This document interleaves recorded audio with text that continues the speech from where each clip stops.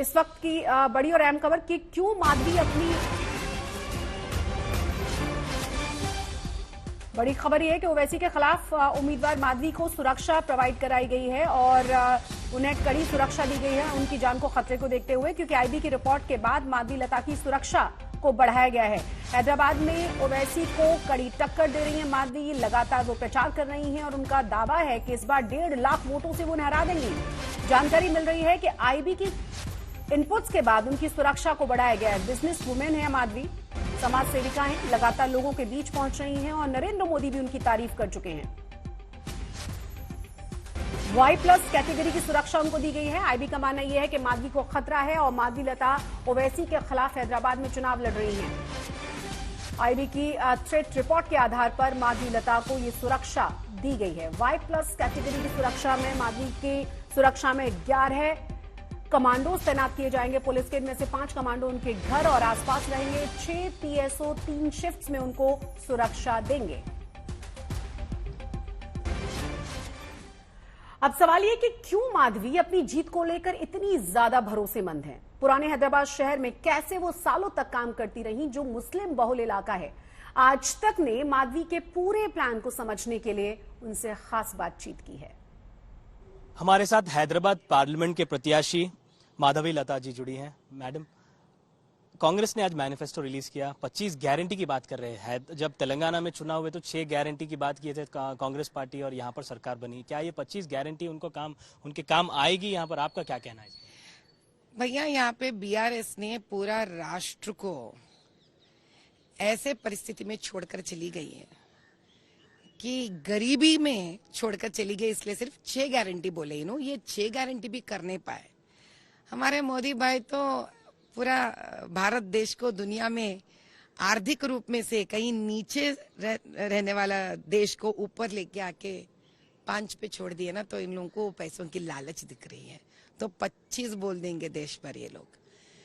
मैं एक ही बात कहूंगी आपसे, आप जम्मू एंड कश्मीर को फिर से उसका स्टेटहुड देना चाह रहे हैं, तो क्या कहना चाह रहे हैं आप ये देकर कि जिस देश को पूरा भारत देश अपनाना चाहता है, जो कश्मीर भी भारत देश को अपनाना चाहता है, इस देश का शान बनना चाहता है वो, और हम सब उसको अपने में एक कर कर पूरा भारत देश कहना चाहते हैं। आप फिर उसको तोड़ डालना चाह रहे हो, उसको अलग करना चाह रहे हो। आप अलग करके आप क्या हासिल करोगे? वही 35A जहाँ के लोग 1940 में से है और आज तक, जब तक भाजपा ने 370 आर्टिकल निकाला नहीं, तब तक वो लोगों को कितनी भी पढ़ाई होने के बावजूद भी उनके साथ इतनी बदतर सलूत हो रही थी उनके साथ, उनको नौकरियां नहीं मिल रहे थे।